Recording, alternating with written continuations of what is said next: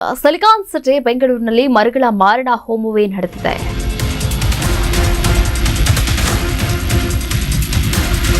ಬೆಂಗಳೂರಿನಲ್ಲಿ ಮರಗಳ ಮಾರಣ ಹೋಮ ನಡೆದಿದೆ. ಅಧಿಕಾರಿಗಳ ಕಣ್ತಪ್ಪಿಸಿ ಮರಗಳಿಗೆ ಕೊಡಲಿ ಏಟು ಬಿದ್ದಿದೆ. ರೆಂಬೆ ಕೊಂಬೆಗಳ ತೆರವಿಗೆ ಅನುಮತಿಯನ್ನ ಪಡೆದು 25ಕ್ಕೂ ಹೆಚ್ಚು ಮರಗಳನ್ನು ಕಡಿದಂತಹ ಆರೋಪ ಕೇಳಿ ಬಂದಿದೆ.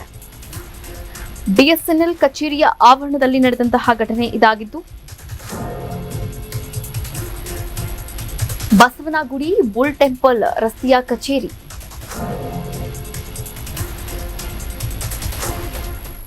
ಸಿಲಿಕಾನ್ ಸಿಟಿ ಬೆಂಗಳೂರಲ್ಲಿ ರೆಂಬೆ ಕೊಂಬೆಗಳ ತೆರವಿಗೆ ಬಿಎಸ್ಎನ್ಎಲ್ ಕಚೇರಿಯ ಸಿಬ್ಬಂದಿಗಳು ಮರಗಳ ಮಾರಣ ಹೋಮವನ್ನೇ ನಡೆಸಿದ್ದಾರೆ ಎನ್ನುವಂತಹ ಗಂಭೀರವಾದಂತಹ ಆರೋಪ ಕೇಳಿ ಬಂದಿರುವಂತದ್ದು ನೀವು ಕೂಡ ದೃಶ್ಯಾವಳಿಗಳಲ್ಲಿ ಗಮನಿಸಬಹುದಾಗಿದೆ.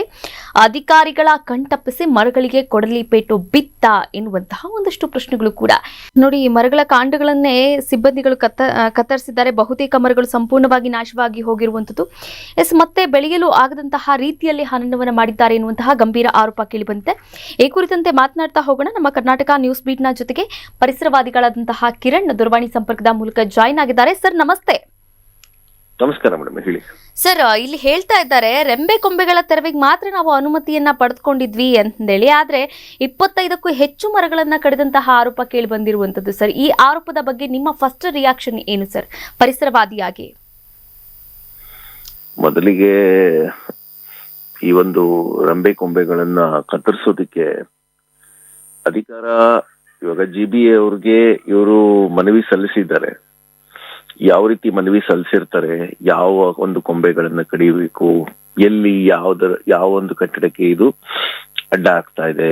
ಇವಾಗ ಅಕಸ್ಮಾತ್ ಏನಾದ್ರು ಬಹಳ ಅಪಾಯದಂಚಿನಲ್ಲಿರುವಂತಹ ಮರಗಳಾದ್ರೆ GBA ಇಂದ ಆಕ್ಚುಲಿ ಇವಾಗ ಅವರು ಒಂದು ಅಪ್ಲಿಕೇಶನ್ ಅನ್ನ ಕೊಟ್ಟಿರ್ತಾರೆ.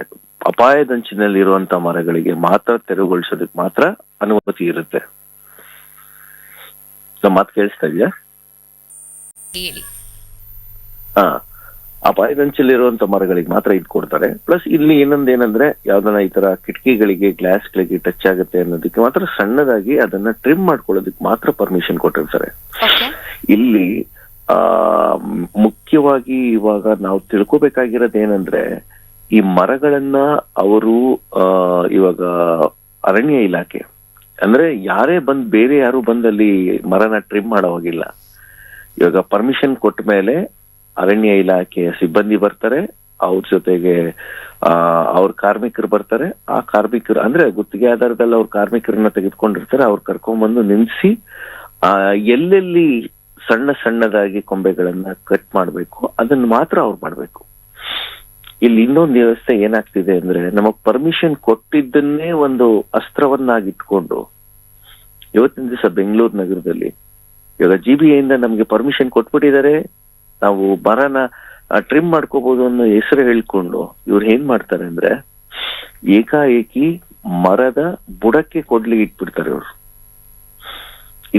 ಇದೊಂದು ಅಸ್ತ್ರನ ಯೂಸ್ ಮಾಡ್ಕೊಂಡು ನಾನು ಬಹಳಷ್ಟು ಸರಿ 2-3 ಕಡೆ ಸುಮಾರು ಕಡೆ ನಾನು ಇದ್ರ ಬಗ್ಗೆ ನಾವು ಹೋರಾಟ ಮಾಡಿದ್ದೀನಿ. ಇವನ್ ನಮ್ಮ DCF ಇವಾಗ ನಮ್ಮ ಇವ್ರು ಯಾರಿದ್ದಾರೆ, BBMP ನಮ್ಮ ಅರಣ್ಯ ಘಟಕದ DCF ಯಾರಿದ್ದಾರೆ, ಸುದರ್ಶನ್ ಅನ್ಬಿಟ್ಟು, ಅವ್ರಿಗೆ ಬಹಳಷ್ಟು ಸರಿ ನಾನು ಮಾಹಿತಿಗಳನ್ನ ಕಳಿಸಿದ್ದೀನಿ.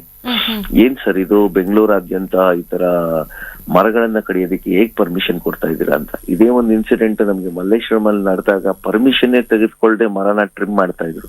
ನಾವು ಏಕಾಏಕಿ ಹೋಗಿ ಅಲ್ಲಿ ನಾವು ನಿಂತ್ಕೊಂಡು ಅದ್ರ ಬಗ್ಗೆ ಡೀಟೇಲ್ಸ್ ಕೊಟ್ಟು DCF ಹತ್ರ ಮಾತಾಡಿದಾಗ DCF ಇಮಿಡಿಯೇಟ್ ಆಗಿ ಅವ್ರ ಮೇಲೆ ಆಕ್ಷನ್ ತಗೊಂಡ್ರು. ಸೊ ಇದೂನು ಅಷ್ಟೇ, ನಾವು ಅಲ್ಲಿ ಟ್ರಿಮ್ ಮಾಡಿಸ್ಬೇಕಾದ್ರೆ ಯಾರನ್ನ ನಿಂತ್ಕೊಂಡು ಯಾವ ರೀತಿ ಒಂದು ಟ್ರಿಮ್ ಮಾಡ್ಬೇಕಾಗಿತ್ತು ಅದನ್ನ ಯಾರು ಅಲ್ಲಿ ಸೂಕ್ಷ್ಮವಾಗಿ ತಗೊಳ್ಳಿಲ್ಲ. ಇವಾಗ ಕಚೇರಿ ಅವ್ರು ಏನ್ ಮಾಡಿದ್ದಾರೆ, ಅವ್ರಿಗೆ ಇಷ್ಟ ಬಂದಾಗ ಅವ್ರ ಬಿಲ್ಡಿಂಗ್ ಹೈಲೈಟ್ ಆಗ್ಬೇಕು. ಇವಾಗ ಸುಮಾರು ಕಡೆ ಅದೇ ನಡೀತಾ ಇರೋದು. ಮೊನ್ನೆ ರೀಸೆಂಟ್ ಆಗಿ KRಪುರಂ ಅಲ್ಲಿ ಮ್ಯಾಕ್ಡೊನಾಲ್ಡ್ಸ್ ಮತ್ತೆ KFC ಹತ್ರನು ಸೇಮ್ ಇದೇ ತರಾನೇ ಮಾಡಿದ್ದಾರೆ. ಅಲ್ಲಿನ ಪರಿಸರವಾದಿಗಳು ಸಹ ಹೋಗಿ ಗಲಾಟೆ ಮಾಡಿದ್ದಾರೆ. ನೀವು ಟ್ರಿಮ್ ಮಾಡೋದಿಕ್ಕೆ ಮರಕ್ಕೆ ಮೇಲೆ ಸಣ್ಣ ಕೊಂಬೆಗಳನ್ನ ಕತ್ತರಿಸೋದಿಕ್ಕೆ ನಿಮ್ಗೆ ಪರ್ಮಿಷನ್ ಕೊಟ್ಟಿರ್ತಾರೆ ಹೊರತು ಕೆಳಗಡೆ ಬುಡದವರೆಗೂ ಮರನ ಕಡಿಬೇಕು ಅಂತ ಯಾರು ಪರ್ಮಿಷನ್ ಕೊಟ್ರು ನಿಮ್ಗೆ ಅನ್ನೋದ್ರ ಬಗ್ಗೆ ಬಹಳ ದೊಡ್ಡದಿದೆ. ಬಟ್ ಈಗಿನ ಕಾಲದಲ್ಲಿ ಯಾಕೆ ಜನ ಈ ರೀತಿ ರೋಸ್ ಹೋಗ್ತಾ ಇದಾರೆ ನಮ್ಗೆ ಅರ್ಥ ಆಗ್ತಾ ಇಲ್ಲ. ಒಂದು ಮರ ಬೆಳೆದ್ರೆ ಆ ಮರದಿಂದ ಸಿಗುವಂತ ಆಮ್ಲಜನಕ ನಿಮ್ಗೆ ಏನೇನೆಲ್ಲ ಅನುಕೂಲ ಕೊಡುತ್ತೆ ಅನ್ನೋದನ್ನ ಅವ್ರು ಅರ್ಥ ಮಾಡ್ಕೊಳ್ತಾ ಇಲ್ಲ. ಇವತ್ತೊಂದು ಬಿಲ್ಡಿಂಗ್ಗೆ ಮೇಡಮ್ ನಾವ್ ಎಕ್ಸಾಂಪಲ್ ಇವಾಗ ಒಂದು ಬಿಲ್ಡಿಂಗ್ಗೆ Okay. ಟೆಂಪರ್ ಗ್ಲಾಸ್ ಹಾಕ್ತಾರೆ ಗೊತ್ತಾ? ಆ ಸೂರ್ಯನ ಕಿರಣಗಳು ಬಂದು ಬೀಳಬಾರ್ದು ಇದ್ ಮಾಡ್ಬಾರ್ದು ಅಂದ್ಬಿಟ್ಟು. ಹೌದೌದು. ಆ ಟೆಂಪರ್ ಗ್ಲಾಸ್ಗೆ ಸೂರ್ಯನ ಕಿರಣ ಏನ್ ಅಲ್ಟ್ರಾ ವೈಲೆಂಟ್ ರೇಸ್ ಅಂತ ಏನೊಂದು ರೇಸ್ ಬಂದ್ ಅದ್ರಲ್ಲಿ ಇದಾಗುತ್ತೆ, ಅದು ಮೇಡಮ್ ನಿಮ್ಗೆ ಅಲ್ಲಿ ಉಷ್ಣತೆ ಇನ್ನೂ ಜಾಸ್ತಿ ಆಗುತ್ತೆ ಆ ಗ್ಲಾಸ್ಗಳಿಂದ. ಓ. ಒಳಗಡೆ ಇರೋನ್ ಮಾತ್ರ ಏನೋ ತಂಪಾಗಿರ್ಬೋದು, ನಾವ್ ಹೇಳ್ತೀವಲ್ಲ ಮೇಡಮ್ ಆ ಗ್ಲಾಸ್ಗೆ ಏನೊಂದು ಸೂರ್ಯನ ಕಿರಣಗಳು ಬರ್ತಾವೋ ಅದು ರಿವರ್ಸ್ ಆಗಿ ಅಲ್ಲಿ ಸರೌಂಡಿಂಗ್ ವಾತಾವರಣನೇ ಸಹ ಚೇಂಜ್ ಮಾಡ್ಬಿಡುತ್ತೆ. ನೀವು ಬೇಕಾದ್ರೆ ನೀವು ನಿಮ್ಮ ಆಫೀಸ್ ಒಳಗಿನ ಟೆಂಪರೇಚರ್ಗೂ ನೀವು ಅಲ್ಲಿ ಆಚೆ ಬಿಲ್ಡಿಂಗ್ ಹತ್ರ ಹೋಗಿ ನಿಂತ್ಕೊಳ್ಳೋ ಒಂದು ಟೆಂಪರೇಚರ್ ಎರಡು ಬೇಕಾದ್ರೆ ಟೆಸ್ಟ್ ಮಾಡಿ, ಅಷ್ಟರ ಮಟ್ಟಿಗೆ ಸೂರ್ಯನ ಕಿರಣಗಳಿಂದ ಎಫೆಕ್ಟ್ ಆಗುತ್ತೆ ಆತರ ಗ್ಲಾಸ್ಗಳೆಲ್ಲ ಹಾಕೋದ್ರಿಂದ. ಯಾಕೆ ನಾವು ಅದನ್ನ ಎಷ್ಟೋ ಕಟ್ಟಡಗಳಲ್ಲಿ ಇವತ್ತು ಏನಕ್ಕೋಸ್ಕರ ಅದನ್ನ ಇನ್ನೊಂದು ಮೇಡಮ್, ಯಾವುದೇ ಒಂದು ಟೆಂಪರ್ ಗ್ಲಾಸ್, ಯಾವುದೇ ಒಂದು ಕಟ್ಟಡದ ಟೆಂಪರ್ ಗ್ಲಾಸ್ ಆಗಿರೋ ಜಾಗದಲ್ಲಿ ಕೆಳಗಡೆ ಗಿಡಗಳನ್ನ ನೀವು ನೋಡಿದೀರಾ? ಬೆಳೆಯೋದಿಲ್ಲ ಮೇಡಮ್ ಅವು. ಈ ತರ ಒಂದು ಇನ್ಸಿಡೆಂಟ್ಸ್ ಗಳು ಕೂಡ ಆಗಿದೆ. ಇವತ್ತಿನ ದಿವಸ GBA ಅವರು ಇವರಿಗೆ ಏನ್ ಪರ್ಮಿಷನ್ ಕೊಟ್ಟಿದ್ರು ಅನ್ನೋದನ್ನ ನಾವು ಕೂಲಂಕುಷವಾಗಿ ಯೋಚನೆ ಮಾಡಿ ಅವ್ರ ಮೇಲೆ ಇಮಿಡಿಯೇಟ್ ಆಗಿ ಕ್ರಮ ತೆಗೆದುಕೊಳ್ಬೇಕು. ಕ್ರಮ ತೆಗೆದುಕೊಳ್ಳೋದು ಯಾವ ರೀತಿ ಇರ್ಬೇಕು ಅಂದ್ರೆ 1 ಪಟ್ಟಕ್ಕಲ್ಲ, ಇದು 3 ಪಟ್ಟು ಜಾಸ್ತಿ ಅವ್ರ ಮೇಲೆ ಅವ್ರ ಬೆಲೆ ತತ್ತಬೇಕು. Okay, yes sir, thank you sir, thank you so much. Karnataka news beat ಜೊತೆಗೆ ಮಾತನಾಡಿದ್ದಕ್ಕಾಗಿ ಧನ್ಯವಾದಗಳು.